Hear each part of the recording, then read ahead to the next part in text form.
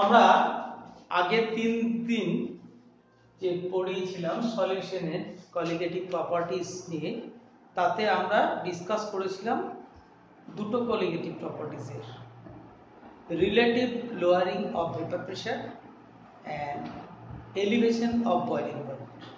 আজকে বাকি আরো যে দুটো সেইটা নিয়ে আমরা আমাদের ডিসকাশন এগিয়ে নিয়ে যাব। তাহলে আজকে প্রথমেই আজকে যেটা শুরু করব, হিমাঙ্কের অবনমন। হিমাঙ্কের অবনমন, হিমাঙ্কের ডিপ্রেশন অফ ফ্রিজিং পয়েন্ট।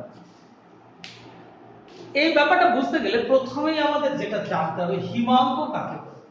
আমরা জানি প্রমাণ বায়ুমণ্ডলীয় চাপে কোন তরল যে উষ্ণতায় জমে কঠিনে পরিণত হয় তাকে বলে হিমাঙ্ক। যেমন জল, প্রমাণ বায়ুমণ্ডলের চাপে 0 ডিগ্রি সেলসিয়াস উষ্ণতায় জল জমে বরফে পরিণত হয়।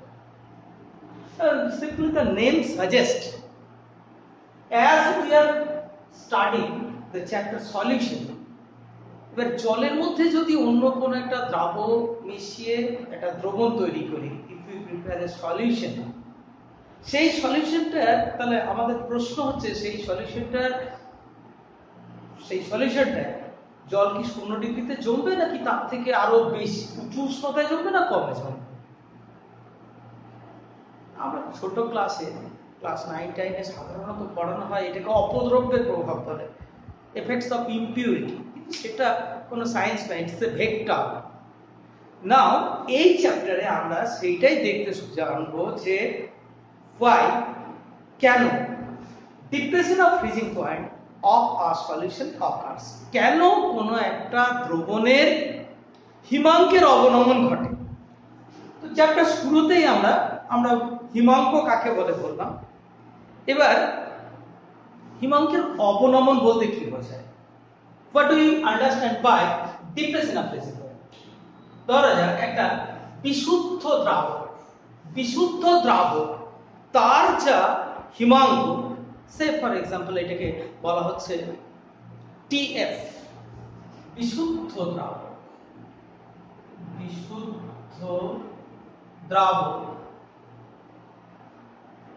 এর দ্রাবকের হিমাঙ্ক freezing point of pure solvent, এটা ধরে নিই আমরা TF, এবং দ্রবণের হিমাঙ্ক এটা হচ্ছে T ড্যাশ A। তাহলে কোন মান? এই মানটা বেশি, এই মানটা কম। TF is greater than, তাহলে এখান থেকে আমরা বলছি TF is greater than T dash A। মানে জলের ক্ষেত্রে এটা যদি 0 ডিগ্রি সেলসিয়াস হয়, কোন একটা দ্রবণের ক্ষেত্রে, একটা দ্রবণে যখন মানে দ্রবণস্থিত দ্রাবক যখন জমবে তখন সেটা 0 থেকে নিচে, মানে এটা সাম ভ্যালুটা সাম নেগেটিভ ভ্যালু হবে। তাহলে অতএব হিমাঙ্কের অবনমন, ডিপ্রেশনটা কত? হিমাঙ্কের অবনমন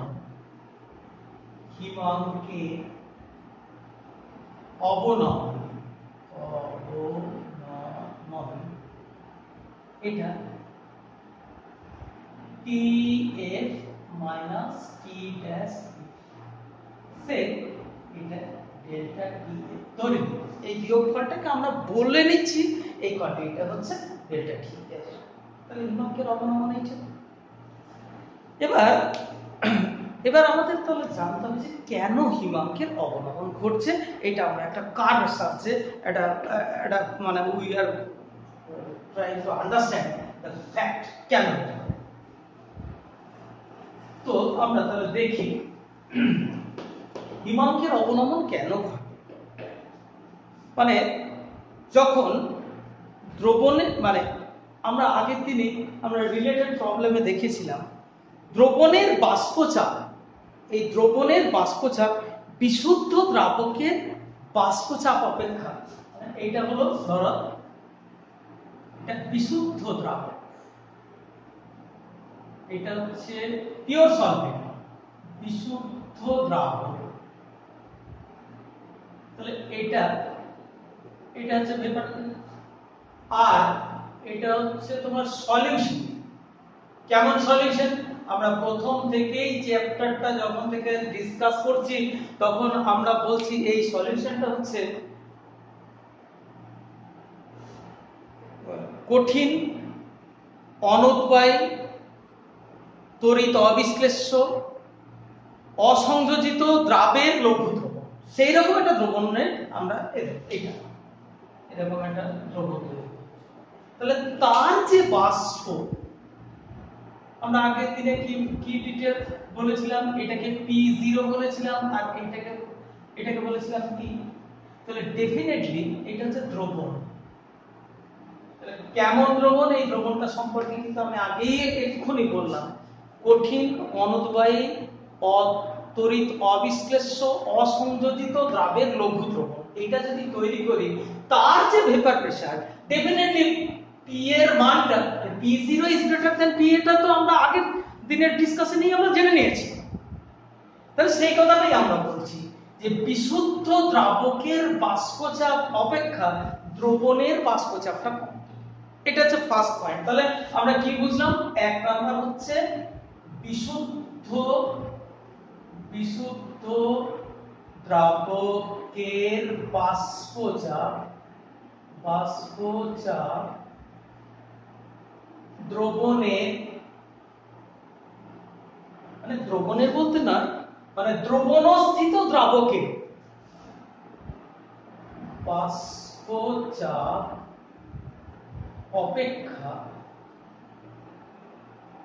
অপেক্ষা বেশি। ক্লিয়ার? এটা বেশি, এটা কম, এই কথাটা আমরা ফার্স্ট পয়েন্ট। এবার হিমাঙ্ক কাকে বলে? আমি একটু আগেই বললাম প্রমাণ বায়ুমণ্ডলীয় চাপে, মানে এইখানে যে চাপটা আছে আমরা সাধারণত ধরে নিই 1 অ্যাটমসফিয়ার প্রেসার। তাহলে প্রমাণ বায়ুমণ্ডলীয় চাপে যে উষ্ণতায় কোনো একটা তরল জমে কঠিনে পরিণত হয়, তাহলে এই যখন এই প্রমাণ বায়ুমণ্ডলীয় চাপে যে উষ্ণতায়, ধরো জলের ক্ষেত্রেই আমরা বলছি 0 ডিগ্রি সেলসিয়াস উষ্ণতা, এই ক্ষেত্রে কি হয় যে কঠিন এবং তরলের মধ্যে, দুটো ক্ষেত্রে, এক্ষেত্রেও তাই এক্ষেত্রেও তাই, দুটোর মধ্যে একটা সাম্যাবস্থা, দেয়ার এস্টাবলিশ ইকুইলিব্রিয়াম, একটা সাম্যাবস্থা বজায় থাকে। তাহলে দ্বিতীয় পয়েন্ট আমরা বলছি যে হিমাঙ্কে মানে হিমাঙ্কের উষ্ণতায় বা হিমাঙ্কে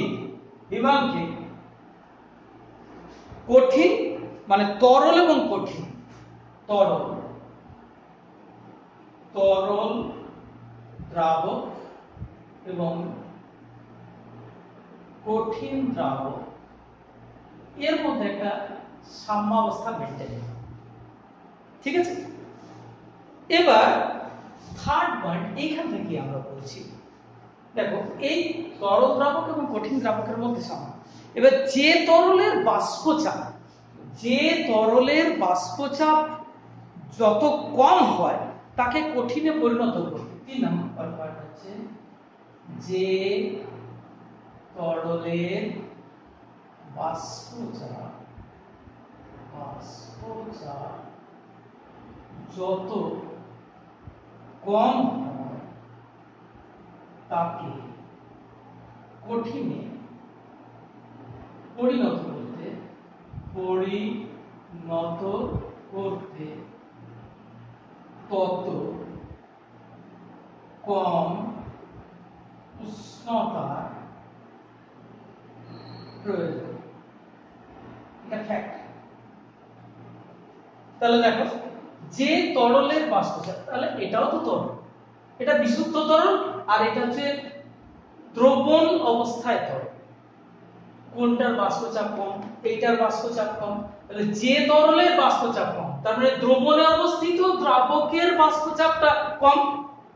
তাহলে যে তরলের বাষ্পচাপ যত কম তাকে কঠিনে পরিণত করতে তত কম উষ্ণতার প্রয়োজন।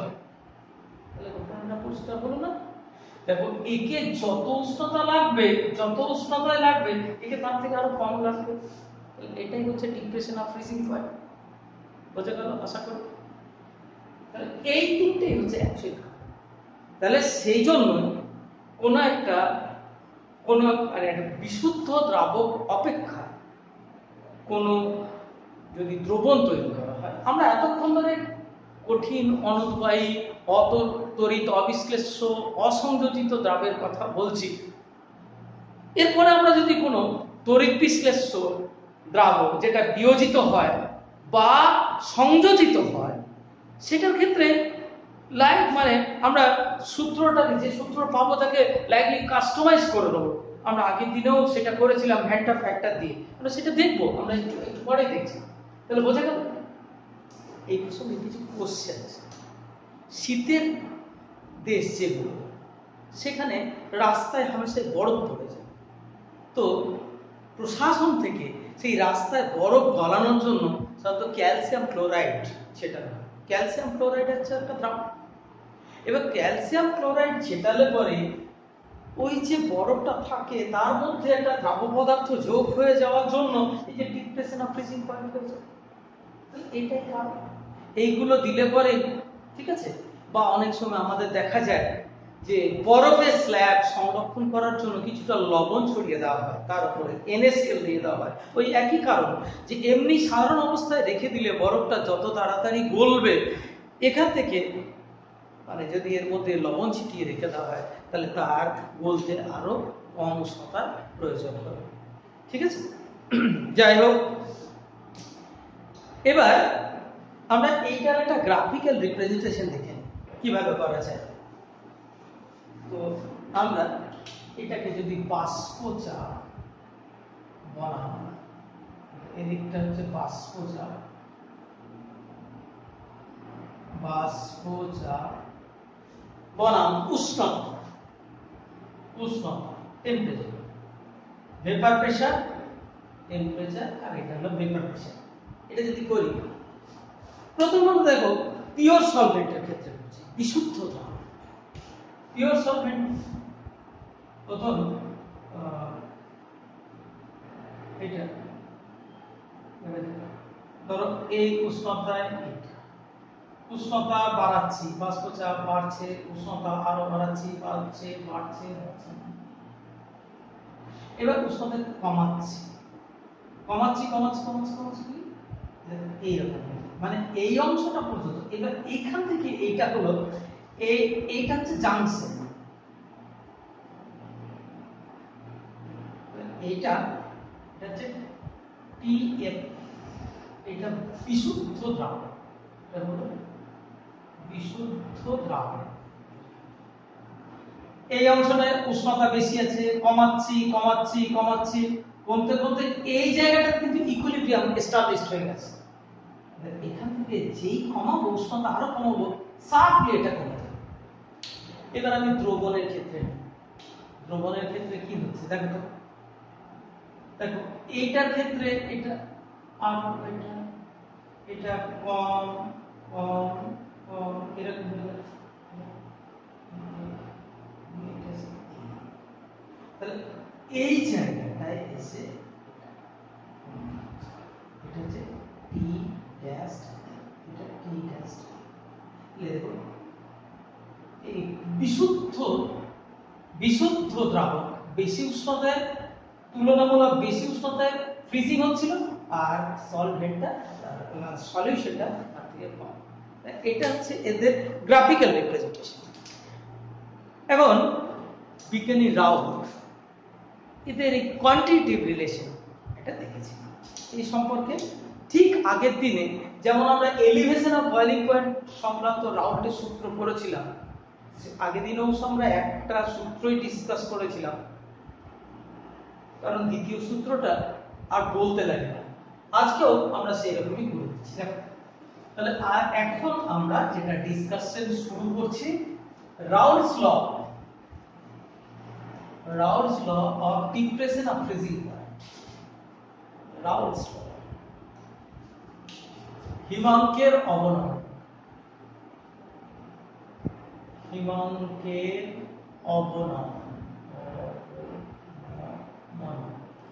সংক্রান্ত রাউলস সূত্র।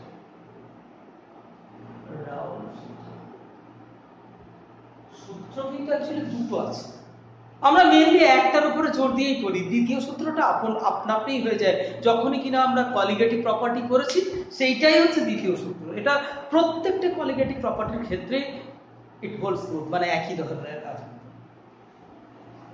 এটা আমি তাহলে দেখি, ওই আগের দিনে যেমন বলেছিলাম, মানে একটা দ্রবণে, এবার দ্রবণের বিশেষণগুলো লাগাবো প্রত্যেক ক্ষেত্রে। কি কেমন বিশেষণ? কঠিন, অনদবায়ী, তরিত অবিশ্লেষ্য দ্রাবের, মানে অসংযোজিত দ্রাবের লঘু দ্রব। লিখে ফেলি আমরা। প্রথম 1 নম্বর সূত্র হচ্ছে কঠিন, অনদবায়ী,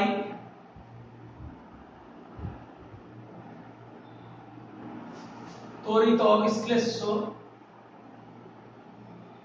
তড়িৎ অবিশ্লেষ্য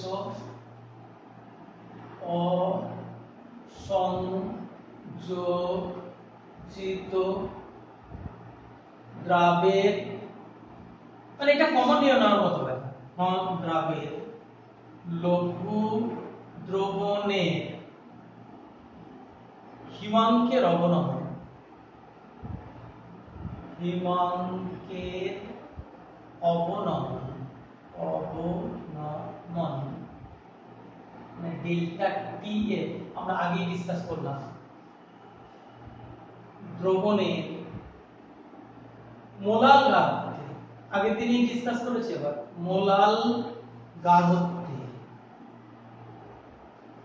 মোলাল গাঢ়ত্বে ব্যাপারটা হচ্ছে সিএম সমানুপাতিক,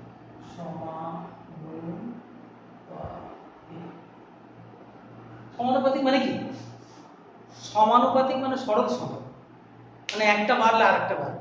যেমন তোমার বয়স বাড়ছে, আবার দেহের ওজনও বাড়ছে, তাহলে একটা বাড়লে আরেকটা বাড়ে। তাহলে আমরা যদি এটা বাড়াই, মানে দ্রবণের মোলাল গাঢ়ত্ব যদি বাড়াই, মোলাল গাঢ়ত্ব যদি বাড়াই, তাহলে অবনমনটাও বেড়ে যাবে। আবার এইটা কমালে, একটা বাড়ালে আর একটা কম বাড়ে, একটা কমালে অন্যটা কম।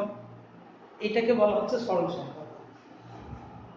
ঠিক আছে, তাহলে আমরা তো এটা যদি আমরা একটু মানে কোয়ান্টিটেটিভ রিলেশন, গাণিতিক রূপ এই সূত্রটা করি, তাহলে আমরা সেটা বলছি। ধরো একটা দ্রবণ তৈরি করেছি, একটা দ্রবণ তৈরি করেছি, দ্রবণ সমান সমান কেমন দ্রবণ? এই যে আমরা ডিসকাস লেখা আছে, দ্রবণ সমান দ্রাবক প্লাস দ্রাবক। পরিমাণ, পরিমাণ কত কত নিয়েছি? পরিমাণ আমরা নিয়েছি, এটা W1 গ্রাম, এটা W2 গ্রাম।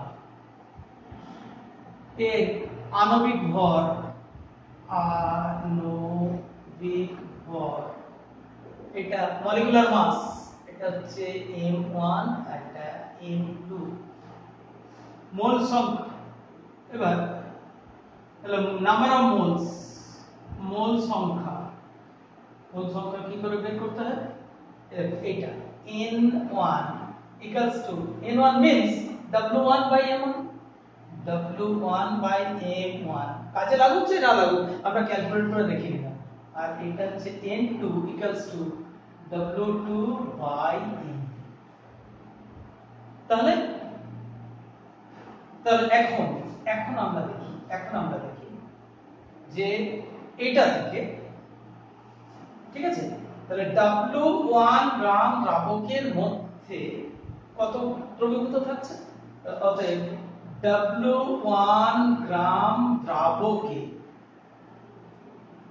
দ্রবীভূত থাকে in W1 gram solute W2 by M2 moles, W2 by M2 mole solute are dissolved। তাহলে 1 গ্রামের মধ্যে কত থাকে? 1 গ্রামের মধ্যে W2 by M2 into W1, আর 1000 গ্রামের মধ্যে কত থাকে? 1000 W2 by W1 into M2। এইটা আপনাকে বলা হয় CM, বা স্ট্যান্ডার্ড অনেক বইয়ে শুধু M ছোট হাতের M, এটা or M। concentration in the form of, actually concentration বলতে মোল পার লিটার কি বোঝানো হয়, তবু কোন কোন বইয়ে এরকম লেখা থাকে, কিছু বইয়ে এরকম লেখা থাকে, সেজন্য আমি দুটো ফরম্যাট পাবো। Cm equals to 1000 W2 by W1 into M। তাহলে এবার গাণিতিক এইটাই আছে, আমরা তো ডেল্টা টিএফ টা আগে দেখিয়ে দিয়েছি।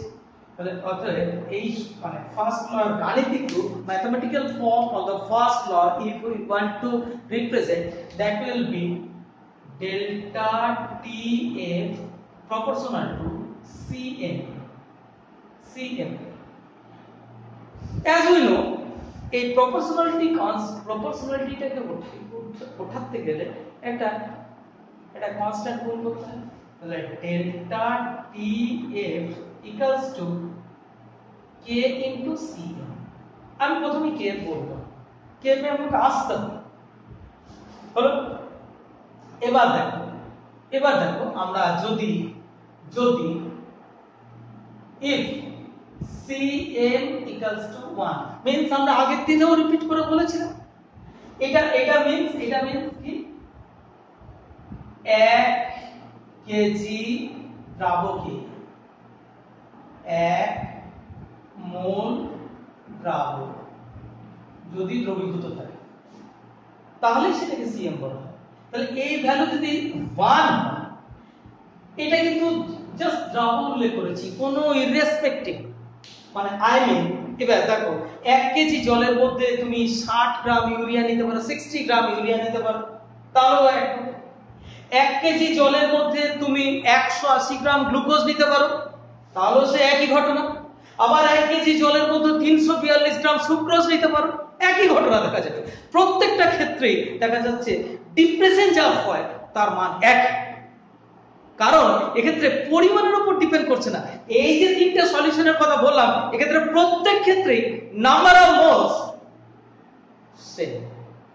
তাহলে যদি এইটা হয়, এটা যদি আমরা করতে পারি এরকম, তাহলে কি হবে বলো তো, delta TF equals to K into 1।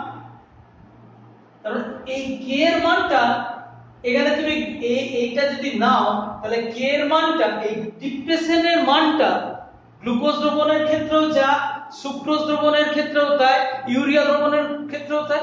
তাহলে it doesn't depend upon the chemical properties or the nature of the solute, rather it depends upon the number of particles present in the solution। তাহলে এই কনস্ট্যান্টটা কি দ্রাবক ব্যবহার করছি বা কতটা ব্যবহার করছি তার উপর নির্ভর করছে না, কত number of moles present, number of particle present, তার উপর ডিপেন্ড করছে। এই ধরনের কনস্ট্যান্টকে কি বলা হয়, যেটার মানটা সব ক্ষেত্রেই একই হয়, ইউনিভার্সাল কনস্ট্যান্ট। সেই জন্য এই যদি এইটা হয়, তখন এটাকে রিপ্লেস করা হয় kf দিয়ে, ঠিক আছে? তাহলে অতএব এটা হলে এই ভ্যালুটা, এটা ভ্যালু একদম কনস্ট্যান্ট হয়ে যায় for all types of solid. Types means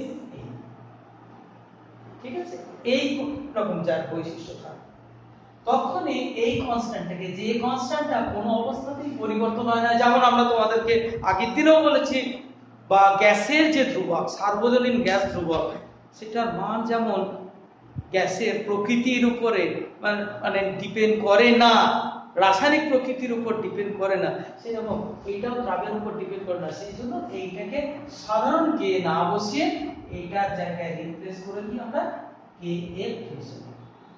তাহলে এটাকে কি বলবো আমরা বলবো, molal depression of freezing point constant. Molal depression of freezing point constant, molal হিমাঙ্ক অবনমন ধ্রুবক, বা এটাকে বলা হচ্ছে তোমার ক্রায়োস্কোপিক কনস্ট্যান্ট। ক্রায়োস্কোপিক কনস্ট্যান্ট, ঠিক আছে? আর 2 নম্বর সূত্রটা বলাই হয়ে গেল, যে একই মোলার ঘনত্ব, মানে কঠিন অনুদ্বায়ী অতরিক বিশ্লেষণ অসংযোজিত দ্রাবের লঘু দ্রবণের হিমাঙ্কের অবনমনটা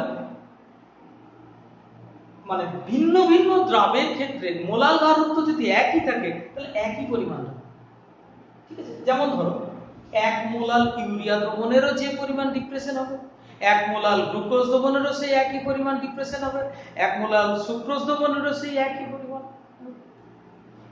প্রশ্ন হচ্ছে, তোমরা হয়তো ভাববে যে আমি এই 3টে দ্রাব্যের বেশি আর অন্য কোন দ্রাব্যের কথা কেন উল্লেখ করছি না। হ্যাঁ, সেটা তো একটা বড় প্রশ্ন।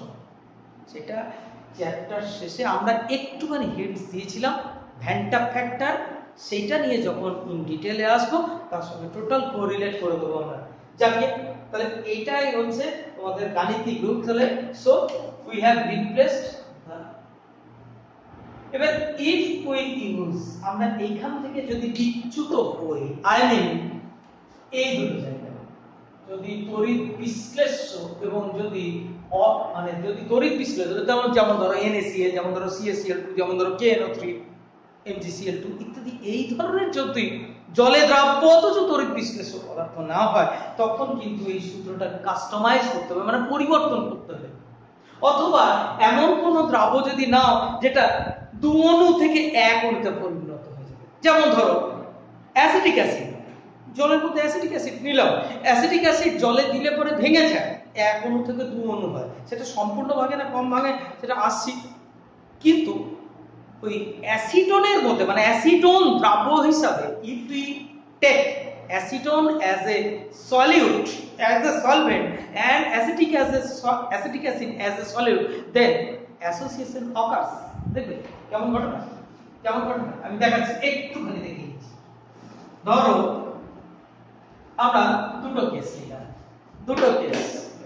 একটা হচ্ছে আমরা অ্যাসিটন এ মানে সলিউশন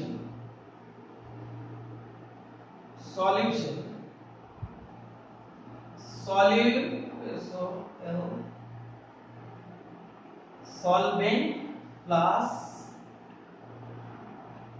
এটা হিসাবে আমরা নিচ্ছি সলভেন্ট হিসাবে নিলাম H2O, আর এটা নিচ্ছি CH3COOH। এই ক্ষেত্রে কি হয় জানো, CH3COOH undergoes dissociation to produce acetate ion and H+ ion। তাহলে এর একটা অণু থেকে দুটো আয়নে তৈরি হয়ে যাবে, তাহলে কিন্তু এই সূত্রটা মানবে না।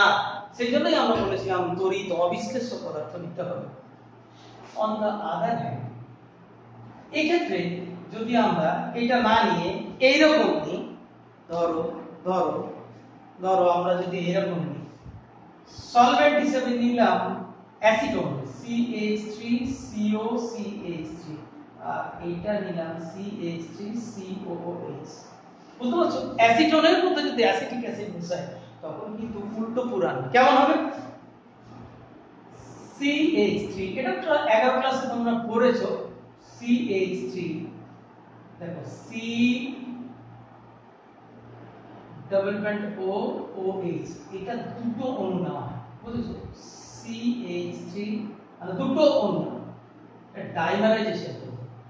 ডাইমারাইজেশন মানে কি, দুটো অণু একসঙ্গে, ইট বিহেভস লাইক সিঙ্গেল মলিকিউল। তার মানে নাম্বার অফ মলিকিউল বা number of moles or number of particles যা হওয়ার কথা ছিল তার অর্ধেক হয়ে যায়, আর এই ক্ষেত্রে বেড়ে যায়। সেই জন্য এই সূত্রটা খাটবে না। আচ্ছা আমি এটা দেখিয়ে দিচ্ছি, CH3 C, একটু জায়গার অভাবের জন্য নিচে যাচ্ছে, CH3 C double bond OH আর CH3 OH, এদের মধ্যে হাইড্রোজেন বন্ধন। লক্ষ্য এই দুটো মলিকিউলের মধ্যে, এই যে এই দুটোর মধ্যে এখানে যে 2 অণু নিয়েছিলাম, 2 অণু থেকে এখানে কি তৈরি হয়ে গেল, দেখো 2 অণু থেকে 1 অণু। এই ব্যাপারটা কি বলা হচ্ছে তোমার, কি এই ব্যাপারটাকে বলা হচ্ছে অ্যাসোসিয়েশন। এই জায়গাটা এটা হচ্ছে অ্যাসোসিয়েশন, আর এই জায়গাটা হলো কি তোমার কি, এটা হচ্ছে ডিসোসিয়েশন। ঠিক আছে, আশা করি বোঝা গেল।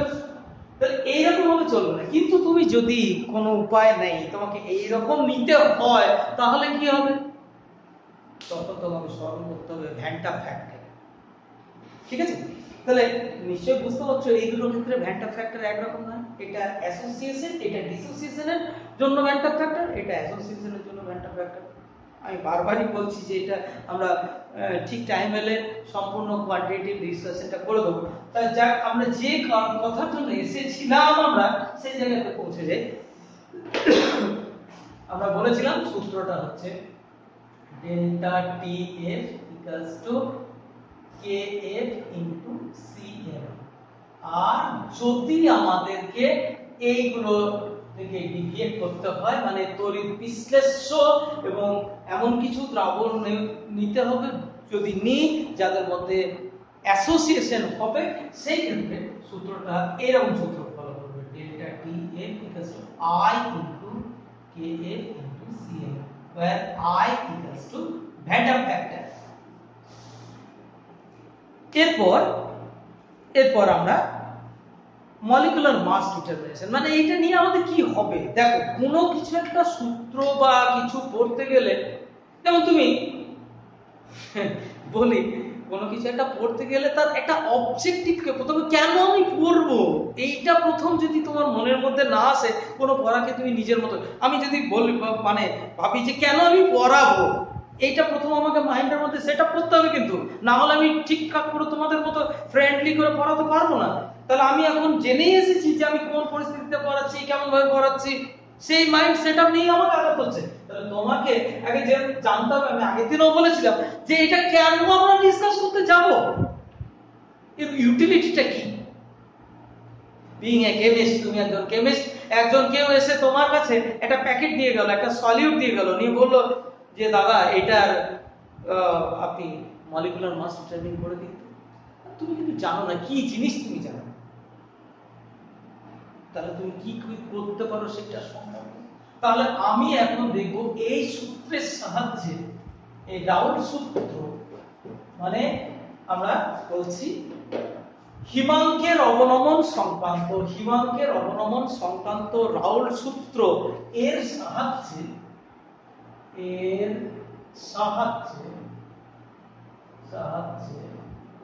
দ্রাবে আণবিক ভর, মলিকুলার মাস, আণবিক ভর, মানে কোনটা বলবো m2, তাই না, আণবিক ভর নির্ণয়, এই কাজটা আমাদের। শোনো, তাহলে আমরা পেলাম কি, আমরা পেয়েছি delta T F equals to K F into C F, এটা আমরা জানি। বাস আমরা এবার একটু হিসাব করতে যাবো। আমরা দেখলাম দ্রবণ সমান দ্রাবক প্লাস দ্রাবক, এটা নিয়েছি আমরা পরিমাণ, বলেছিলাম W1, এটা W2, এইটাই তোমার কিন্তু অজানা, কিন্তু পরিমাণ তুমি নির্ণয় করে নিতেই পারো, ওজন করার আগে। আর জল যেটা নিয়েছো, যেটা দ্রাবক, সেটারও তুমি ওজন করে নিতে কেউ তোমাকে বাধা দেয়নি, দেখো করতেই হবে, এটা একটা এক্সপেরিমেন্টাল প্রসেস। এবং এইটা তোমার জানা, কিন্তু একটা ইকুয়েশনে যেমন x আর y এর মধ্যে একটা যদি না জানা থাকে তাহলে কিন্তু মান বার করতে পারবে না, তেমনি এই ক্ষেত্রে এই m1 এর ভ্যালুটা তোমার জানা, যদি এখানে লাগবে না, আর m2 এটাই তোমার অজানা, এটাই নির্ণয় করতে হবে। এটা লাগবে না এই মুহূর্তে, মানে although it is known, but এখানে এটা লাগছে না। আমি একটু আগে করে দিয়েছি, একটু সঠিক করে দিচ্ছি এবার। তাহলে দেখো, W1 in W1 gram solvent, W2 by M2 moles of solute are dissolved। তাহলে W1 গ্রামের মধ্যে W এত, এই গ্রামের মধ্যে এটা নিয়েছি সলভেন্ট, আর এটা হচ্ছে সলিউট, W2 by M2 মোল। একের মধ্যে কত, W2 by W1 into M2, 1000 এর মধ্যে কত, 1000 গ্রামের মধ্যে W, মানে 1000 W2, 1000 W2 by W1 into M2, তাহলে এটাই হলো তোমার CM। ঠিক আছে, কোন কোন টার্মটা তোমার জানা, দেখো কোনটা কোনটা তোমার জানা। W2 known, এটা known, W1 known, এই যে W1 W2 known, M2 unknown, তাহলে এইটা গোটা টার্মটার মধ্যে একমাত্র কোনটা unknown, M2 unknown। নাও তাহলে এবার ডেল্টা টিএফ, এটা এক্সপেরিমেন্টাল ফ্যাক্ট থেকে তুমি পাবে, মানে তুমি এই যে সলভেন্টটা নিয়েছিলে সেইটা কিছু না মিশিয়েই প্রথমে ফ্রিজিং করবে, তার ফ্রিজিং পয়েন্ট কত দেখলে, তারপর এই W1 গ্রামের মধ্যে W2 গ্রাম দিয়ে কতটা ডিপ্রেশন হলো সেটা সলিউশনটা যেটা তৈরি করলে সেটা নিয়ে নিলে, তাহলে এটা টিএফ প্রথমে পেয়েছিলেন আর টি ড্যাশ এফ পেলে, এই দুটোর মানকে ডিফারেন্স করে ডেল্টা টিএফ টা পেয়ে গেলে, তার মানে I mean you will get this value from the experiment and kf from standard literature value, মানে এটা দেওয়া থাকবে given value, এটা থেকে তুমি নিতে পারবে। তাহলে এবার তাহলে delta TF equals to kf into 1000 w2 by w1 into m, অর্থাৎ m2 equals to kf by delta tf 2000 w2 by w1 from this formula we can calculate, মানে এইভাবে তাহলে তোমাকে যদি তোমাকে একটা অজানা দ্রব্য যদি দেয়, তুমি তার নাম জানো না, তার মলিকুলার মাস জানো না, তুমি তার প্রকৃতি জানো না, সেখান থেকে কিন্তু তুমি M2 মানে মলিকুলার মাসটা, তাহলে এটাই হচ্ছে আমার অবজেক্টিভ এই সূত্রটা পড়া, ঠিক আছে। তো এবার আমি আসলো আণবিক, এবার kf টাকে নিয়ে একটু আসি, আগের দিনে যেটা মানে এটা হচ্ছে তোমার cryoscopic constant and its unit and its significance, তাহলে kf হিমাঙ্ক মোলাল হিমাঙ্ক অবনমন ধ্রুবক cryoscopic constant, a definition kf মোলাল হিমাঙ্ক অবনমন ধ্রুবক kf বা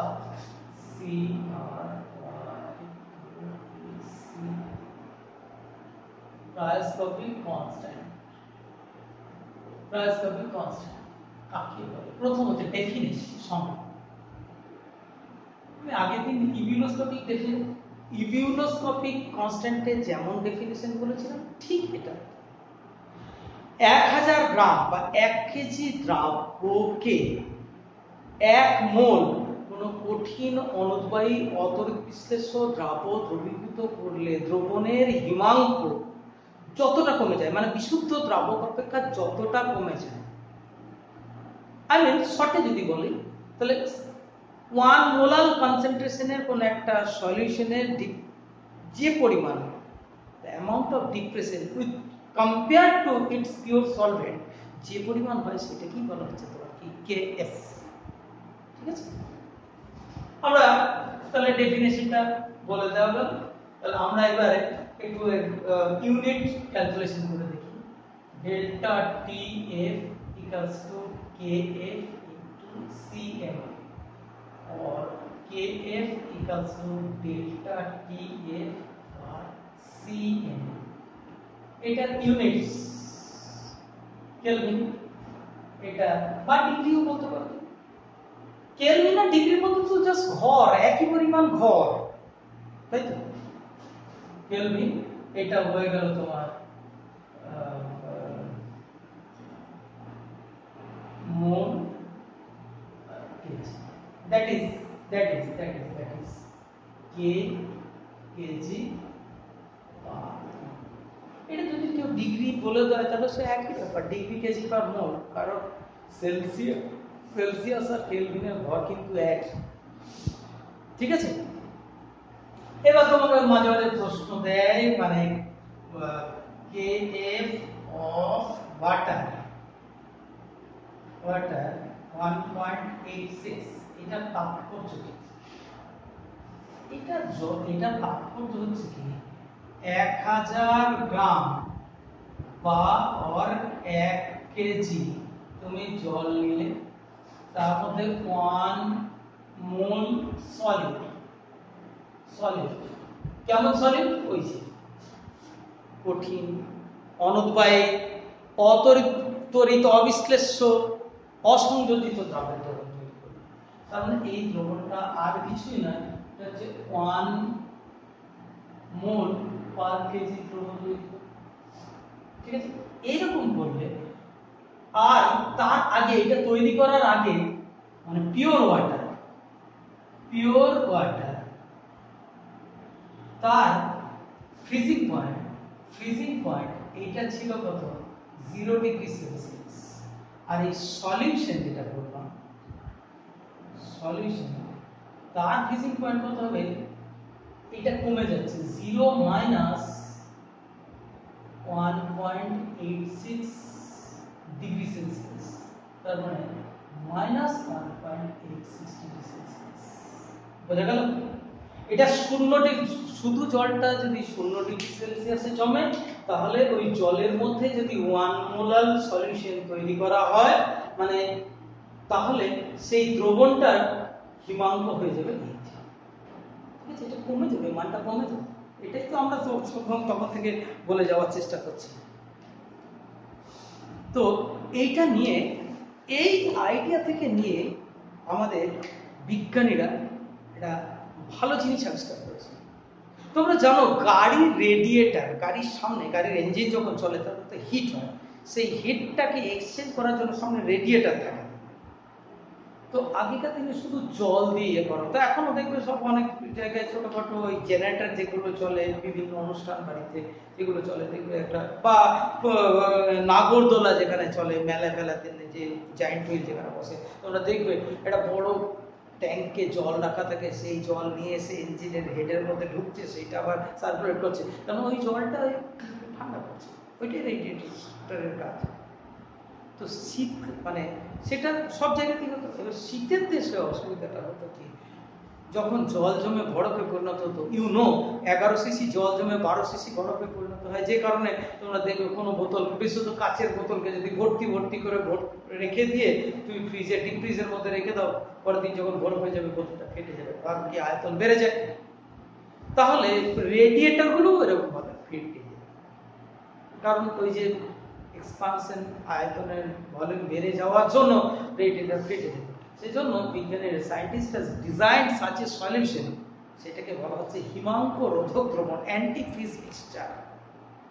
কি করা হয়, জলের সঙ্গে ইথিলিন গ্লাইকল মিশিয়ে দেওয়া হয়, ঠিক আছে, যার ফলে টেম্পারেচারটা মাইনাসে নেমে গেল, অনেকটা নেমে গেল, সেক্ষেত্রে আর জল জমে একই কথা। তাহলে হিমাঙ্ক রোধক দ্রবণ কাকে বলে, মানে কোন একটা দ্রাবকের স্বাভাবিক যে হিমাঙ্ক, তার থেকে যখন হিমাঙ্কটা আরো কমে যায়, মানে এইটা সবসময় 0 ডিগ্রি সেলসিয়াস দিয়ে অনেক বইয়ে ডেসক্রাইব করা থাকে, কিন্তু সেইটা ঠিক নয়। কনসেপ্টটা বেসিক্যালি কোন একটা পিওর সলভেন্টের যা হিমাঙ্ক, তার থেকে যদি কোন একটা সলিউশন করে দিলাম, নিয়ে ঘটলে ওইটা যখন কমে যায়, যাতে না জমে যেতে পারে, সেই রকম দ্রবণকে বলা হচ্ছে কি হিমাঙ্ক রোধক দ্রবণ। What is antifreeze mixture? The standard example of our antifreeze mixture is the mixture of water and ethylene glycol. ঠিক আছে, তো এই তো আমাদের একটা দিক হয়ে গেল। এবার লাস্ট পার্টটা করে থাকছে। লাস্ট পার্ট মিন্স আমরা এবার দেখি অভিস্রবণ চাপ। অভিস্রবণ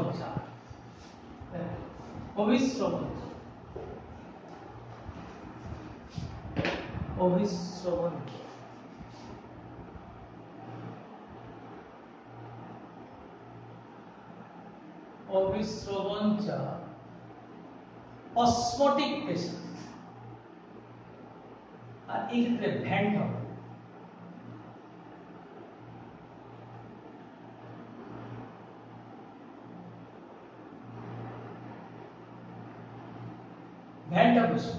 অভিস্রবণ চাপ অসমোটিক প্রেসার।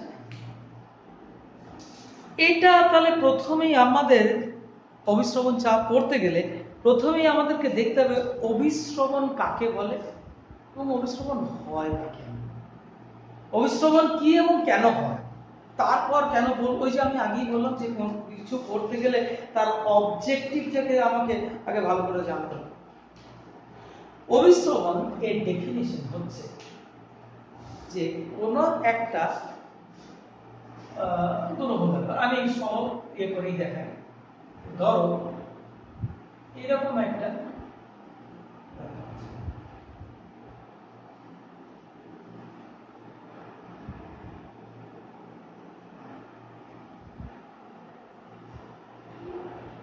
দুটো সলিউশন আছে, দুটো দ্রবণ ভিন্ন ভিন্ন গাঢ়, ধরো একটা হচ্ছে C1 একটা C2, তাহলে C2 is greater than C1, এটা গাঢ় দ্রবণ, এটা কনসেন্ট্রেটেড সলিউশন, মোর কনসেন্ট্রেটেড, আর এটা লঘু দ্রবণ।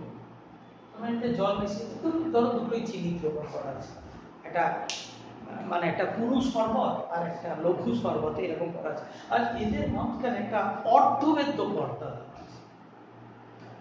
আমরা দেখি কি স্পন্টানিয়াসলি হচ্ছে।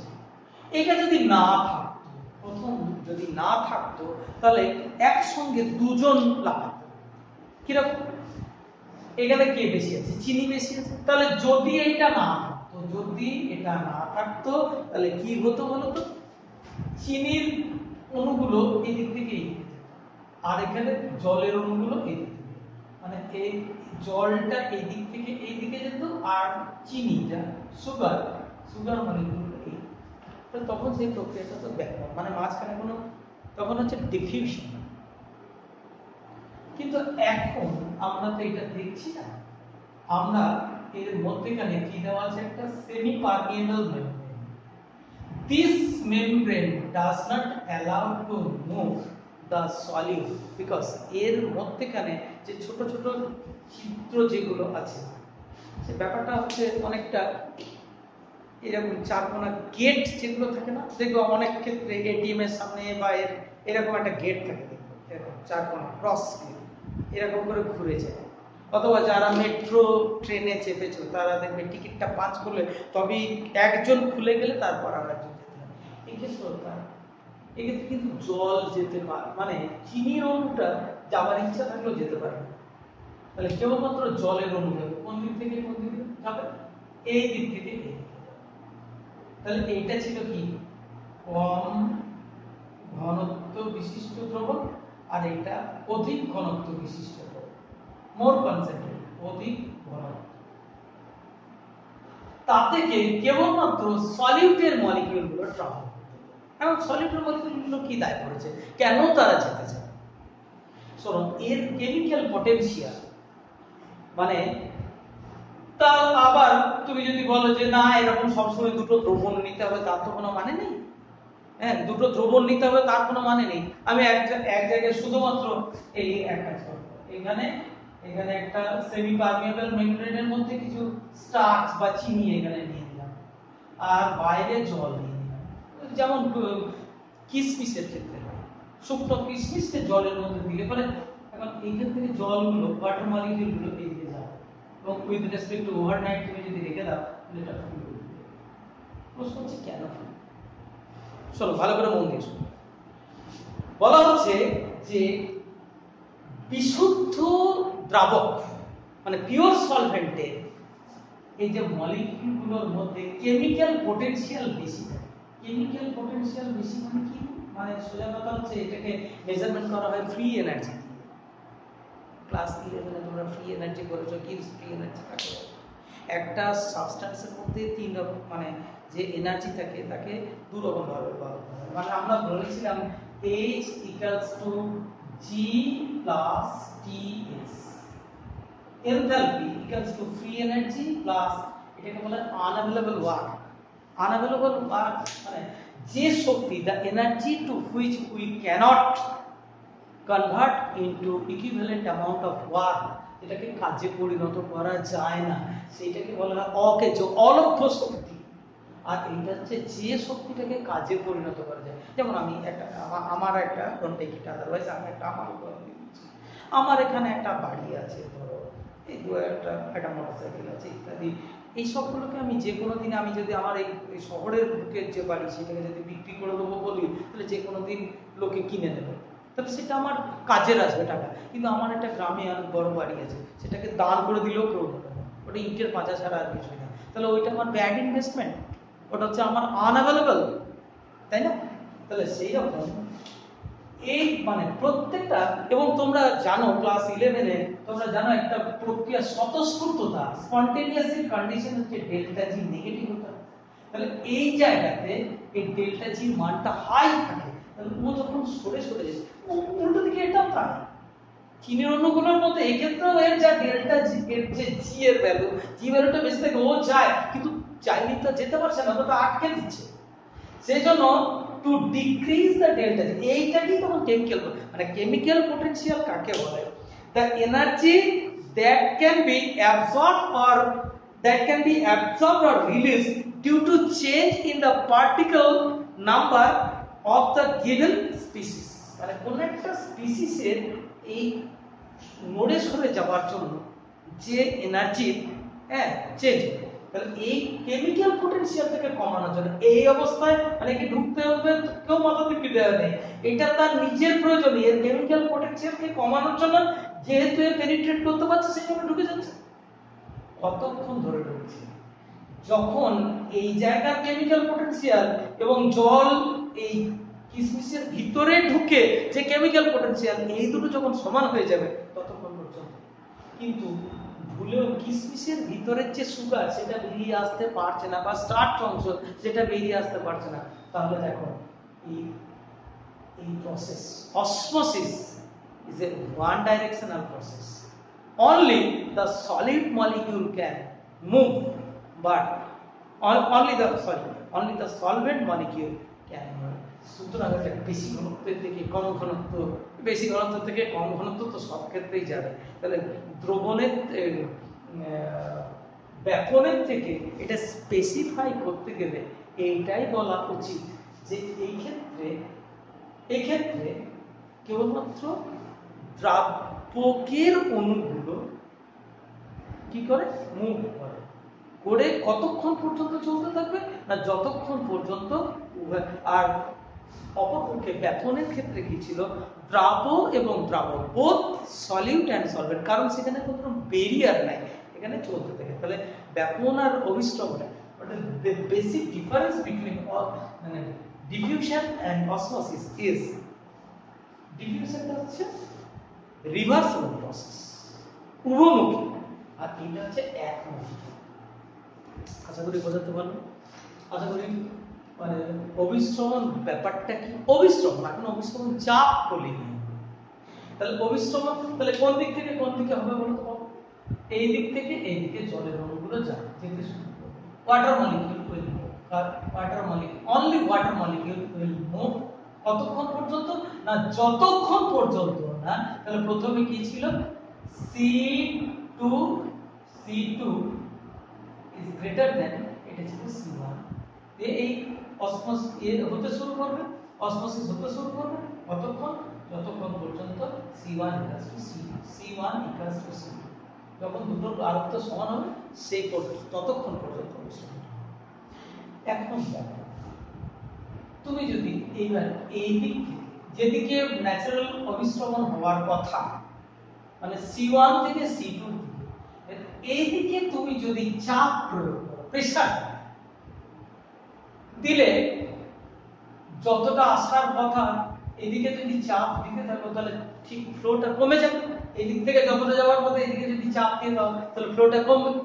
এবার এই ফ্লোটাকে কমানোর জন্য যদি এমন পরিমাণ চাপ দাও যাতে এই প্রক্রিয়াটা টোটাল স্টপ হয়ে যায়, তাহলে the minimum pressure exerted upon it where the process of osmosis completely ceases, বন্ধ হয়ে যায়, সেই চাপটা কি বলা হচ্ছে অবিশ্রবণ চাপ। সেটা পি না বলে আমরা এটাকে পাই দিয়ে সাজাবো, ঠিক আছে? তাহলে অবিশ্রবণ চাপ কাকে বলে?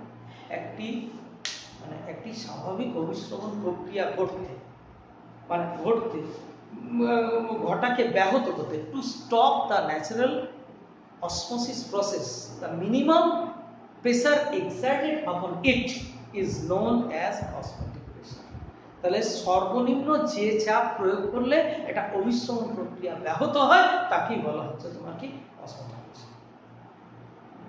এবার এর থেকেও যদি আরো বেশি চাপ হয় তাহলে উল্টো কোণ, যেদিকে হওয়ার কথা তার উল্টো দিকে যাবে, সেই প্রক্রিয়াটা কি বলা হচ্ছে রিভার্স অসমোসিস। বুঝা গেল? যদি আরো চাপ দেওয়া হয় তাহলে যেদিকে অসমোসিস হওয়ার কথা ছিল সেদিকে না ঘটে তার বিপরীত দিকে ঘটে। এবং ঠিক এই জিনিসটার ফায়দা তুলে বিজ্ঞানীরা এখন ইন্ডাস্ট্রিয়াল অ্যাপ্লিকেশন করছে, সমুদ্র জল থেকে পানীয় জল তৈরি করছে, লবণ তৈরি করছে। দেখা যাক ধরো এইদিকে সমুদ্র জল নেওয়া হচ্ছে, এইদিকে সি ওয়াটার, স্যালাইন ওয়াটার, আর এইদিকে নিল পিওর ওয়াটার। তাহলে যদি এটা চাপ না দিতে তাহলে পিওর ওয়াটারটা এইদিকে আসতে শুরু করত, কিন্তু তুমি তো তা নয়, তুমি এইদিকে চাপ দিচ্ছ ভীষণ। কতটা চাপ? মোর দেন পাই। পাই মিন্স অসমোটিক প্রেসার। শুধু পাই দিলে পরে কি হতো, প্রেসার মানে প্রসেসটা স্টপ হয়ে যেত। কিন্তু মোর দ্যান পাই তখন উল্টো দিকে, এই দিক থেকে এই দিকে কোনটা যাবে? সল্টটা তো যেতে পারবে না, তাহলে জলের অণুগুলো এই দিকে যাবে। তাহলে দেখো যে সমস্ত কান্ট্রিতে জল আরাবিয়ান মানে কান্ট্রি যেগুলোতে মাটি তুলি তেল পাওয়া যায়, ওদের ইম্পোর্টেড জিনিসের মধ্যে প্রধান 1 নম্বর আমদানিকৃত পদার্থের মধ্যে থেকে পানীয় জল। ঠিক আছে, তাহলে এইভাবে তৈরি করা যায়। এই প্রসেসটার নাম হচ্ছে রিভার্স অসমোসিস। ঠিক আছে, এবার তাহলে আমরা বললাম অভিশ্রবণ কাকে বলে এবং অভিশ্রবণের কারণ এবং অভিশ্রবণের চাপ। তাহলে অভিশ্রবণের চাপটা কি? কোনো টাকা পয়সা, কোনো খাবার দাবার জিনিস নয়, এটা একটা চাপ। তাহলে এর ইউনিটটা কি হবে? এর ইউনিট আয়দার হবে কি অ্যাটমসফিয়ার অথবা বার অথবা টর বা পাস্কেল, লাইক দিস। ঠিক আছে, বার বা টর বা পাস্কেল এটসেট্রা এদের ইউনিট। ঠিক আছে, তাহলে অভিশ্রবণ চাপ। এবার এই যে অর্ধবেদ্য পর্দা, এইটা অর্ধবেদ্য পর্দা মানে সেমি পারমিয়েবল মেমব্রেন, এটা আবার দু রকমের। একটা হচ্ছে ন্যাচারালি প্রাকৃতিক, আর একটা হচ্ছে আর্টিফিশিয়াল।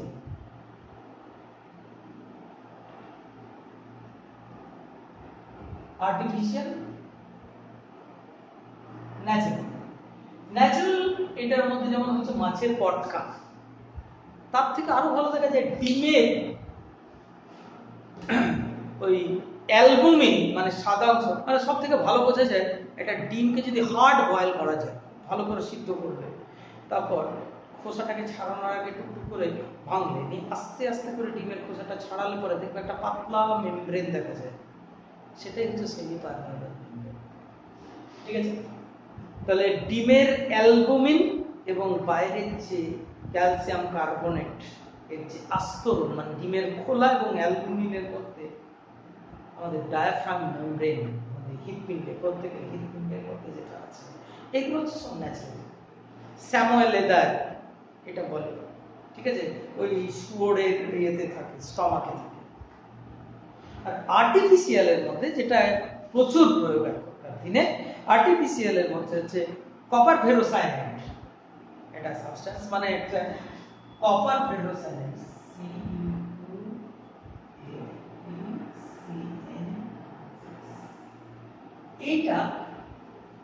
এটা আর্টিফিশিয়ালি তৈরি করা হয়। মানে একটা মাটির মানে পোর্সেলিনের ছিদ্র, ছোট ছোট ছোট ছোট ছিদ্রযুক্ত মাটির এর উপরে এইটার একটা প্রলেপ দিয়ে দেওয়া হয় এবং এটা প্রচুর ইউজ, ডায়ালিসিস করতে ব্যবহার হয় আর্টিফিশিয়াল সেমি পারমিয়েবল মেমব্রেন। কারণ কি, ওই ক্ষেত্রে মানে যাদের কিডনিটা ড্যামেজ হয়েছে তাদের ক্ষেত্রে কি, তাদের ওই মানে কিডনির কাজ কি, ছাঁকুনির মতো তো এক্সক্রেটরি মেটেরিয়াল মানে in the form of urine, sweat, like this, এগুলো বেরোতে পারে না, রক্তটা দূষিত হয়ে যায়। তখন তখন মানে ব্যাপারটা হচ্ছে একটা ছাঁকুনি, তোমার বাড়িতে চা ছাঁকুনি যদি ছিদ্র হয়ে যায় তাহলে ওর মধ্যে দিয়ে দেখো চা পাতাগুলো পার্কুলেট করে যাবে, তাই তো? তো তেমনি যদি কোনো একজন রোগী, কোনো একজন মানুষের যদি কিডনি খারাপ হয়ে যায় তাহলে ছাঁকুনিটাই নষ্ট, তার মানে সেই দিক দিয়ে রক্ত বেরিয়ে চলে যাবে। সে রক্ত যখন বেরোবে তখন তার আগেই মানুষ শেষ হয়ে যাবে, সেটা একদম লাস্ট ওয়ার্নিং। তার আগে থেকেই ওই ক্রিটেনিন, ফিটেনিন ইত্যাদি, অ্যালবুমিন ইত্যাদি সব দ্রুত বাড়তি হতে লাগে, মানুষের চেহারা হলুদ হয়ে যায় বা সিমটমস ডাক্তার ব্যাপার। যাই হোক, তাহলে ওই এর মধ্যে দিয়ে যদি একটা মাটির পাই তার মধ্যে এইটা রাখা থাকে, এটা দিলে পরে যাই হোক, এটা হচ্ছে আর্টিফিশিয়াল মেমব্রেনের কথা আমরা বললাম। এবার হচ্ছে ভ্যান টপস রুল। এবার এই যেটা ভ্যান টপের তিনটে সূত্র আছে, তিনটে সূত্রের মধ্যে প্রথম দুটো সূত্র কাজে না, 3 নম্বর সূত্রটা তো অলরেডি তোমরা জেনেই বসেছো। দেখা যাক 1 নম্বর সূত্র। তিনটে সূত্রের মধ্যে প্রথম সূত্র হচ্ছে ওই যে এক কথা, কঠিন, অনুদ্বয়ী, অতরিত বিশ্লেষ্য, অতরিত অবিশ্লেষ্যটা বলাই ভালো, আবার রিপিট করছি, কঠিন, অনুদ্বয়ী, তরিত অবিশ্লেষ্য, অসংযোজিত দ্রাবের লঘু দ্রবণের অভিস্রবণ চাপ পায়। অভিস্রবণ চাপ দ্রবণের মোলার গাঢ়তা, মোলার নয়, মোলার, ক্যাপিটাল এম, মোলার কনসেন্ট্রেশনের সঙ্গে সমানুপাতিক যদি টেম্পারেচারটা কনস্ট্যান্ট থাকে। তাহলে আমি বলছি পাই প্রপোর্শনাল টু সিএম, আগেটা যেহেতু ছোট এম লিখেছিলাম আমি সেজন্য এটা লিখলাম, ওয়েন পি কনস্ট্যান্ট। তাহলে আমরা আরেকবার বলে দিই, ওই যে সামনে বিশেষণগুলো দিয়ে যা বলা, কঠিন, অনুদ্বয়ী, তরিত অবিশ্লেষ্য, অসংযোজিত দ্রাবের লঘু দ্রবণের অভিস্রবণ চাপ ওই দ্রবণের মোলার গাঢ়তা, মোল পার লিটার, মোলার গাঢ়তার সঙ্গে সমানুপাতিক, স্থির উষ্ণতা স্থির। এটা হচ্ছে প্রথম সূত্র। 2 নম্বর মানে কি, বিজ্ঞানী ভ্যান টপ বিভিন্ন পদার্থের মানে বিভিন্ন দ্রবণ তৈরি করে তার অভিস্রবণ চাপ নির্ণয় করে কিভাবে কনসেন্ট্রেশনের সঙ্গে এটা চেঞ্জ হয় সেইটা উনি করে দেখেছিলেন, দেখে এই সূত্রটা প্রপোজাল। 2 নম্বর হচ্ছে পাই proportional to T when Cm constant। কি বলবো এটা, মোলার গাঢ়ত্ব স্থির থাকলে, মোলার গাঢ়ত্ব দ্যাট মিন্স যেটা ইউনিট হচ্ছে মোল পার লিটার। মোলার গাঢ়ত্ব স্থির থাকলে কোন একটি কঠিন, অনুদ্বয়ী, অতরিত বিশ্লেষ্য, অসংযোজিত দ্রাবের লঘু দ্রবণের অভিস্রবণ চাপ পরোষ্ণতার সঙ্গে সমান। আর 3 নম্বর সূত্র যেটা, তার কোনো কোয়ান্টিটেটিভ রিলেশন নেই, সেটা হচ্ছে ওই আগে দুটোতে যা বলা হয়েছে, মানে যদি একই মোলার গাঢ়ত্ব থাকে, 1 molar glucose solution, 1 molar fructose solution, 1 molar urea solution, প্রত্যেকের অভিস্রবণ চাপের মানটা একই হবে। ঠিক আছে, মানে বলা হচ্ছে কি যে অভিস্রবণ চাপ এই ব্যাপারটা দ্রব্যের রাসায়নিক প্রকৃতি বা কতটা পরিমাণ নিলাম তার উপর নির্ভর করে না, rather it depends upon the number of moles or number of particle present, এর উপরেই ঠিক আছে। যাই হোক, তাহলে এই দুটো সূত্রকে যদি আমরা একই সূত্রে পরিণত করি তাহলে ভেদের সূত্র থেকে আমরা বলতে পারি কি, pi proportional to Cm into T, or যখন both T and Cm are variable, এটা নিশ্চয়ই ভেদের সূত্র থেকে তোমরা জানো, or pi equals to K into Cm into T। এখানে K টা কি, এটা প্রপোর্শনালিটি কনস্ট্যান্ট, এটা ভেদ ধ্রুবক। করলেন কি, দেখো উনি করলেন কি, যদি হ্যাঁ ব্যাপারটা হচ্ছে কি, যদি এটা Cm = 1 আর এইটাও যদি তোমার 273 কেলভিন হয়, if Cm = 1 আর T = 273 কেলভিন হয়, ঠিক আছে, তাহলে k এর একটা ভ্যালু পাবো, মানে এই একটা মান থাকবে, তাহলে অতএব তখন k সমান কি হবে, k সমান পাই বাই Cm * T, মানে মানে ধরো একটা 1 মোলার একটা গ্লুকোজ দ্রবণ নেওয়া হলো, তার অভিস্রবণ চাপটা নির্ণয় করা হলো, এটা তো ভ্যালু 1 আর 273, এর যা ভ্যালু আসছে ঠিক একই কন্ডিশনে 1 মোলার একটা সুক্রোজ সলিউশন 273 কেলভিন মানে 0 ডিগ্রি সেলসিয়াসে এর তার মানটাও এক, অর্থাৎ কি এই রেশিওটা সর্বদা, মানে সেটা গ্লুকোজের ক্ষেত্রেও যা ফ্রুক্টোজের ক্ষেত্রেও তাই, এর ক্ষেত্রেও তাই, তার মানে এই k এর ভ্যালুটা, k এই ব্যাপারটা, k এর মানটা, এই ধ্রুবকের মানটা যে কোনো দ্রবণের ক্ষেত্রে, মানে কঠিন, অনুদ্বায়ী, অতল বিশ্লেষ্য, অসংযোজিত দ্রাবের লঘু দ্রবণ যদি না হয়, তাহলে k এর মানটা প্রত্যেক ক্ষেত্রে একই থাকে, এবং সেই মানটা অদ্ভুতভাবে দেখা যাচ্ছে ইউনিভার্সাল গ্যাস কনস্ট্যান্টে এই মানটার সঙ্গে সমান, এটা সমান 0.082 লিটার অ্যাটমসফিয়ার। তুমি বলবে যে আরো তো মান আছে, আমি যে সেই প্রসঙ্গেই আগেই বললাম যে p এর মানটা কিন্তু তোমার ওই জুলে বা ক্যালোরিতে এইসবে তো হবে না, কারণ এটা হচ্ছে চাপ, তাহলে চাপ সংক্রান্ত যে গ্যাসের সূত্রে যে আর ভ্যালু আছে সেটা litre atmosphere per kelvin per mole, এই মান, এইটার সঙ্গে এই k এর মানটা দেখা যাচ্ছে যে কোনো গ্যাসের ক্ষেত্রেই, হ্যাঁ যে কোনো গ্যাসের ক্ষেত্রেই এই মানটাই চলছে, অতএব আমরা তখন এই ভ্যালুটাকে রিপ্লেস করে দেবো কি হিসেবে, আর দিয়ে, তাহলে এই সূত্রটা আমাদের কেমন হয়ে যাচ্ছে, পাই সমান r * Cm * T, বা for sake of simplicity pi = CR,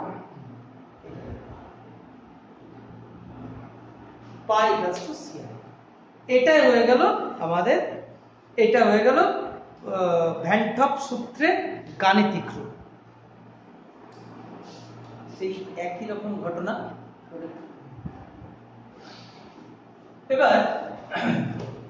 এবার যদি এটা আমরা কোন তড়িৎ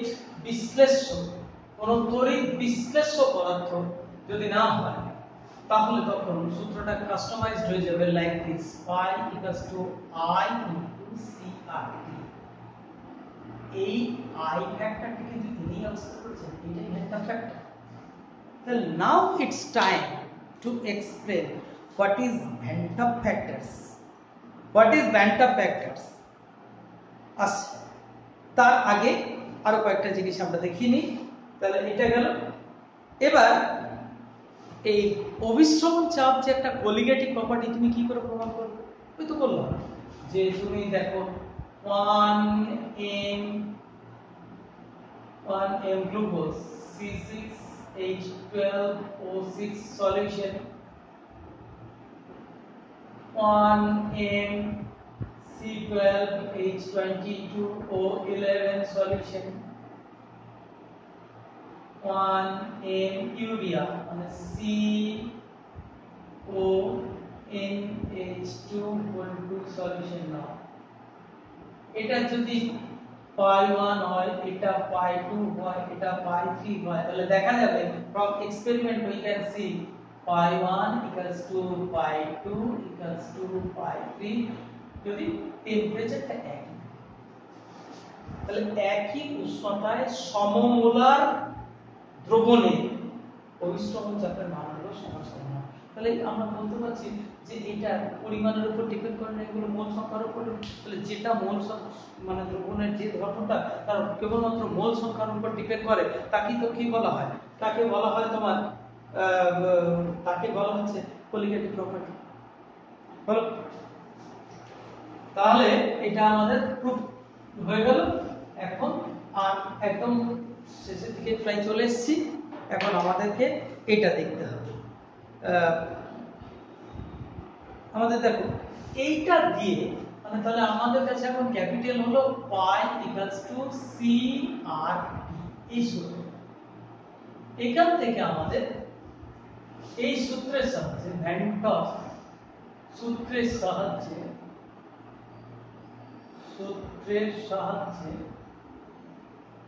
আণবিক ভর, দ্রাবের আণবিক ভর, দ্রাবের আণবিক ভর এটা কি করে দেখা যায়? আমরা জানি দ্রবণ সমান দ্রাবক সলিউট প্লাস সলভেন্ট। পরিমাণ কি কি পরিমাণ নিয়েছি আমরা? অ্যামাউন্ট আমরা নিয়েছি এটা W1 গ্রাম, এটা W2 গ্রাম। মলিকুলার মাস আণবিক ভর এটা নিয়ে এটা হলো M1, এটা M2, ঠিক আছে। আর গোটা দ্রবণটার আয়তন হচ্ছে ধরো V লিটার, এটা যা নিয়েছি তাতে V লিটার। তাহলে এটা মোল সংখ্যা হলো, মোল সংখ্যা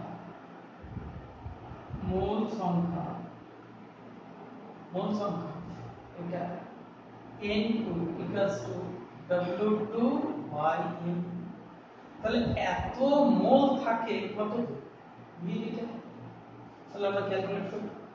তাহলে V লিটার দ্রবণে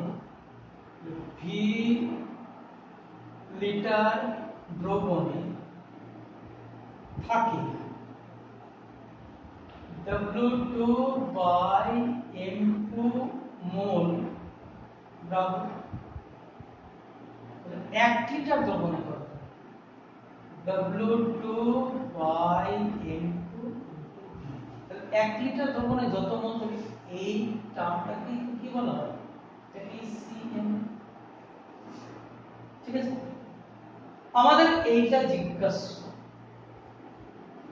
আমরা কোনটা কোনটা জানি, W2 W1 এই পরিমাণ জানতে পারি, এবং এইটা যে কত এটা তো একটা ভলিউমেট্রিক ফ্লাস্কে বানাতে হবে। এটা 1 লিটার হোক, 2 লিটার হোক, 5 লিটার হোক, 500 ml হোক, সেটা আমাদেরকে বানিয়ে নিতে হবে। তাহলে এই টার্মের মধ্যে একমাত্র এই M2টা ছাড়া বাকি সব আমরা জানি। এবার এইটা হচ্ছে এখানে আমি বসাই। এবার দেখো সূত্র থেকে আমরা জানি কি pi equals to C into R into T. T আমাদের জানি, পাইটা এক্সপেরিমেন্ট করে জানতে হবে। তাহলে অতএব এবার ভ্যালুগুলো বসাও, তাহলে পাই ইকুয়ালস টু সি এর মান হলো W2 by M2 into D into RT। তাহলে অতএব M2 equals to W2 RT by pi into এই সূত্রের সাহায্যে কোন একটা কঠিন অনুদ্বয়ী তড়িৎ অবিশ্লেষ্য অসংযোজিত দ্রব্যের আণবিক ভর এখান থেকে নির্ণয় করা যেতে পারে, ঠিক আছে। এবার আমরা দেখব অস্বাভাবিক সংখ্যাগত ধর্ম, অ্যাবনরমাল কলিগেটিভ প্রপার্টিজ। এটা কি এবং কেন এটা দেখি। অ্যাবনরমাল কলিগেটিভ প্রপার্টিজ, অস্বাভাবিক সংখ্যাগত। Abnormal colligative properties A B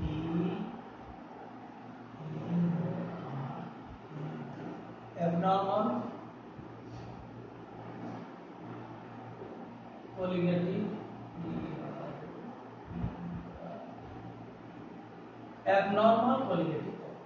কাকে বলে? abnormal colligative properties মানে আমি ভেবেছিলাম এক, तुझे क्या सोचा और तू क्या निकल गया रे जाए, এরকম মানে ব্যাপার।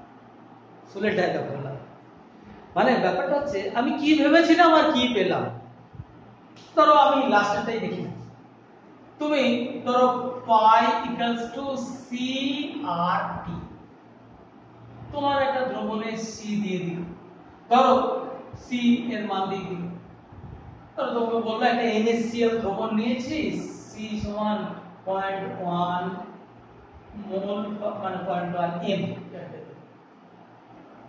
আর এর মান তো তোমার জানা 0.082 litre atmosphere per kelvin per mole.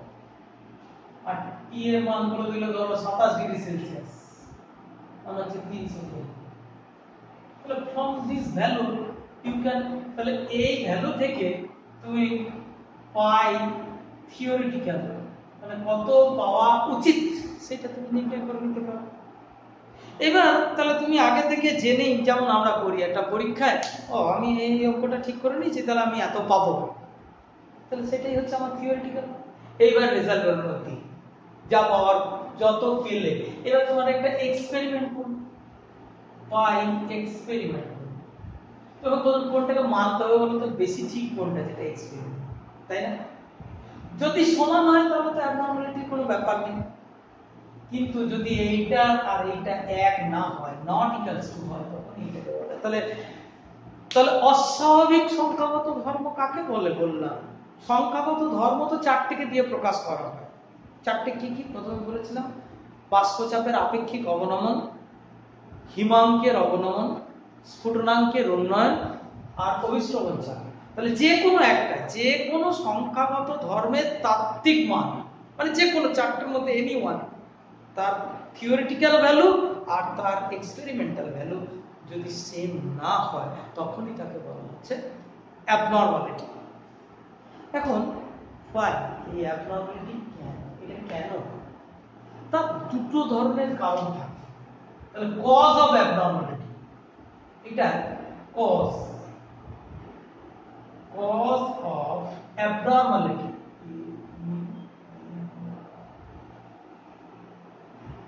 cause of abnormality এটা হচ্ছে দুই ধরনের। আইদার যদি এটা ওই চিত্রটা দুটো বলছিলাম না, অতরিক বিশ্লেষ্য আর অসংযোজিত, যদি তোর মানে বিয়োজন ঘটে যায়, যদি বিয়োজন ডিসোসিয়েশন ঘটে যায়, তাহলে বিয়োজন ঘটে গেলে তখনই তো number of particles, number of moles, কণার সংখ্যা যা ভেবেছিলে, তুমি ধরো একটা NaCl কণা নিয়েছো, একটা NaCl নিয়ে তুমি বিচার করছিলে, কিন্তু যখনই এটাকে জলে দিচ্ছ তখনই তো সেটা এটা Na+ আর Cl-, এটা ছিল একটা, কিন্তু এটা হয়ে গেল মানে কণার সংখ্যা বেড়ে গেল। যদি তুমি এটা MgCl2 নাও, এটাকে যেই তুমি জলে দেবে Mg2+ 2Cl-, তাহলে এটা তিনটে কণা হয়ে গেল, এটা একটা আর এটা দুটো আর এটা একটা। তাহলে তুমি হিসাব করছিলে একটা কণা দিয়ে, কিন্তু প্র্যাকটিক্যালি এটা, এইজন্যই একটা অ্যাবনর্মালিটি। আর একটা সংযোজন, অ্যাসোসিয়েশন, সংযোজন একটু আগে আমরা দেখালাম। ধরো অ্যাসিটিক অ্যাসিড, দু মলিকিউল CH3 COOH নিয়েছো, ইন অ্যাসিডন অ্যাসিডন দ্রাবকে যদি তুমি নাও, জলে নিলে কিন্তু এইটা হবে, এটা নিলে পরে তোমার এটা হবে, কারণ এইটা হচ্ছে নন পোলার সলভেন্ট। এই নন পোলার সলভেন্টের মধ্যে this do not undergo any dissociation, rather it মানে undergoes association, CH3 C=O2OH COH CH3, এইটার মধ্যে অ্যাসোসিয়েশন হচ্ছে। এই দেখো এটা, এটা তুমি নিয়েছিলে 2 অণু আর এটা ডাইমারের 1, তাহলে ক্ষেত্র মনুষ্য সংখ্যা হবে। তাহলে এই দুটো ক্ষেত্রেই তোমার অ্যাবনর্মালিটি দেখা যায়। তাহলে এই দুটো ক্ষেত্রেই অ্যাবনর্মালিটি দেখা যায়। তাহলে এটা কার, তাহলে এই অ্যাবনর্মালিটিকে নরমালিটি মানে নট ইকুয়ালস কি ইকুয়াল আনার জন্য সর্বপ্রথম এই ব্রিজিং করেছিলেন ভ্যান টাফ। সেটাই এখন ভ্যান টাফ ফ্যাক্টর, এবং and this is the last item of the chapter. তাহলে দেখা ভ্যান টাফ ফ্যাক্টরটা তাহলে কি, তাহলে ভ্যান টাফ এইটা নিয়ে চিন্তা করছি। তাহলে দুটো ব্যাপার, একটা এটা যখন সমান হলো না, তখন এইটাকে সমান করার জন্য কি করলেন উনি একটা আই ফ্যাক্টর বের করলেন, তাহলে যেখানে I equals to pi experimental. হ্যাঁ, এটা সর্বদা মনে রাখবে, যেটা তুমি পেয়েছো, যেটা তোমার পরীক্ষাগত মান, সেটাও করে রাখতে হবে। যেমন আমরা দেখি না, আমি আগের প্রথম আগের ক্লাসে বলেছিলাম, তুমি কেমিস্ট্রিতে 70 মধ্যে 65 পেয়েছো, কখনো 70 বাই 65 তাহলে নেবো কি, যেটা পেয়েছো সেটাকে উপরে লিখতে হবে। তাহলে দেখো, তাহলে এক্সপেরিমেন্টাল বাই পাই থিওরিটিক্যাল, এই যে বেশি এইটা দিয়ে, তাহলে এইটার আবার দুটো রকম ব্যাপার আছে। একবার বিয়োজনের ক্ষেত্রে, তাহলে ইন কেস অফ ডিসোসিয়েশন এটা এইভাবে সম্পর্কিত। দেখো alpha equals to i minus 1 by n minus 1, n minus 1. Now what is alpha? Alpha is degrees of dissociation. Degrees of dissociation is a theoretical term only. মানে কি, degrees of dissociation মানে বিয়োজন মাত্রা, এক অণুর মধ্যে কতটা বিয়োজিত হয়। আমি একটা ছোট্ট উদাহরণ দিয়ে দিচ্ছি। আলফা বিয়োজন মাত্রা, ডিগ্রিজ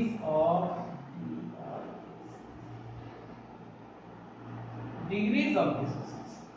ধরো তুমি 10টা অণু HCl নিয়েছো, জলের মধ্যে দিলে পরে এটা আর একটাও H মানে অণু হিসেবে থাকবে না, 10টা H+ আর 10টা Cl-। তাহলে হিসাব হচ্ছে 10 অণুর মধ্যে বিয়োজিত হয় 10 অণু, তাহলে এক অণুর মধ্যে বিয়োজিত হয় 10 বাই 10 মানে হচ্ছে 1। তাহলে এক অণুর মধ্যে যত, তাহলে আলফা হচ্ছে 1।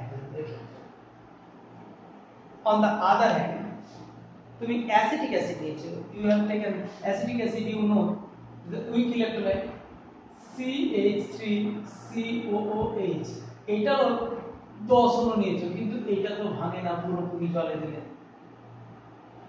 Weak electrolyte.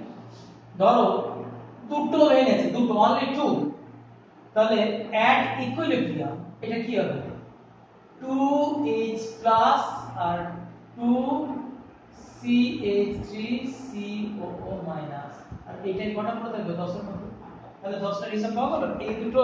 এই দুটো মিলে হচ্ছে 2 আর এইটা হচ্ছে 8, তাহলে নিয়েছিলাম তো আমি 10টা, তাহলে 10 এর মধ্যে 10টা অণুর মধ্যে বিয়োজিত হয় দুটো অণু, এই যে এইটা, তাহলে একের মধ্যে কত হয় 2 বাই 10 মানে 1/5, 1/5 মানে হচ্ছে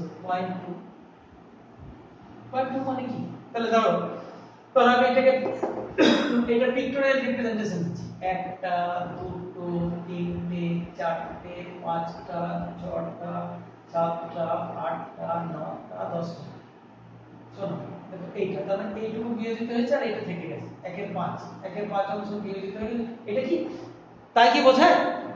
সেই জন্যই আমি বললাম এটা থিওরিটিক্যাল অংশ, মানে এমন তো নয় যে 10টা আপেল দিয়েছো প্রত্যেকের একটু একটু এক কামড় করে খেয়ে রেখে দিয়েছো, সেরকম কিন্তু নয়, যেটা ভেঙেছে সেটা ভেঙেছে, যেটা এরকম থিওরিটিক্যাল টার্ম অনেকই। ধরো আমাদের এই শহরে 33.5% লোক গ্র্যাজুয়েট, এটা মানে কি হলো, তাহলে একটা বাড়ির এইখানে একটা 100 জন লোককে আমি বোলপুর থেকে র্যান্ডম হ্যাপাজার্ড করে নিয়ে এলাম, এক নাম্বার আপনি গ্র্যাজুয়েট ওইদিকে যান, আপনি গ্র্যাজুয়েট ওইদিকে যান, নিয়ে 33 জন লোক গ্র্যাজুয়েট চলে গেল, 34তম লোকের অর্ধেক, তাহলে তাকে কি অর্ধেকটা কেটে নিয়ে বলবো অর্ধেকটা গ্র্যাজুয়েট আর অর্ধেকটা আপনি এইদিকে থাকুন, সেরকম যেমন হয় না, এটা যেমন একটা থিওরিটিক্যাল টার্ম, সেরকম এটাও একটা টার্ম, এক অণুর মধ্যে কতটা বিয়োজিত হচ্ছে, ঠিক আছে। তাহলে আলফার ম্যাক্সিমাম ভ্যালু 1 হতে পারে।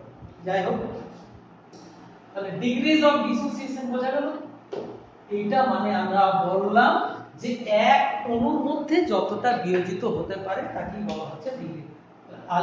আলফা হচ্ছে কি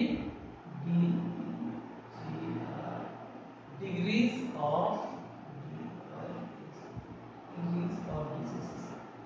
এনটা কি, এক অণু থেকে একটা মলিকিউল অফ ইলেকট্রোলাইট থেকে যতগুলো তৈরি, এক অণু ইলেকট্রোলাইট থেকে যতগুলো আয়ন তৈরি হয়। ফর এক্সাম্পল ধরো NaCl, এটা ভেঙে Na প্লাস সি যোগ Cl মাইনাস, তাহলে ইন কেস এই ক্ষেত্রে হচ্ছে n ইকুয়ালস টু 2, ধরো MgCl2 এটা হচ্ছে Mg2 প্লাস 2Cl মাইনাস, এই ক্ষেত্রে n equals to 3, like this. তাহলে এইরকম ভাবে আমাদের এটা করতে হবে। তাহলে আমরা আলফা এবং আই এর মধ্যে এই সম্পর্ক, আর এটা হচ্ছে ডিসোসিয়েশন। তাহলে আমরা ধরো আলফার মান বা আলফার মানটা তোমাকে দেওয়া থাকবে, আলফার মান দেওয়া থাকবে, ইলেকট্রোলাইটের নাম দেওয়া থাকবে। ধরো অ্যাসিটিক অ্যাসিডের বলে দিল বিয়োজন মাত্রা 0.02, এটার মান 0.02, অ্যাসিটিক অ্যাসিডের ক্ষেত্রে এটা হচ্ছে 2, তাহলে এখান থেকে আই এর মান মানে ক্যালকুলেট করে নিতে পারো। আমাদের লাস্ট সেশনে যেদিন আমরা উইল প্র্যাকটিস সাম প্রবলেম, সেদিন আমরা এটা নিয়ে আরো ডিসকাস করব। আর ফাইনালি ডিগ্রিজ অফ অ্যাসোসিয়েশন, তাহলে সেটা সম্পর্কিত হচ্ছে x equals to I minus 1 by 1 by n minus 1। তাহলে x টা হচ্ছে আলফা ছিল ডিগ্রিজ অফ ডিসোসিয়েশন, এটা হচ্ছে ডিগ্রিজ অফ অ্যাসোসিয়েশন, অ্যাসোসিয়েশন। আর বাকি সব টার্মটা তোমাকে দেখিয়ে দিলাম, ঠিক আছে? তাহলে এই গেল অল অ্যাবাউট আওয়ার টপিক। একদম at last but not least আমরা দেখেছি I equals to pi experimental by pi theoretical। এবার এটা তো ছিল শুধু ভ্যান ডার সূত্রের ক্ষেত্রে, অন্যান্যগুলো ছিল সব রাউলস ফর্ম। অন্যান্য ক্ষেত্রগুলোতে যেমন আমরা প্রথমেই পেয়েছি, যেমন ছিল কি delta P by P zero, এটা expt, আমি ঠিক করছি, delta P by P zero theoretical. এই পি জিরো তো সর্বক্ষেত্রেই একই, সুতরাং এইটা লেখার কোনো মানে নেই।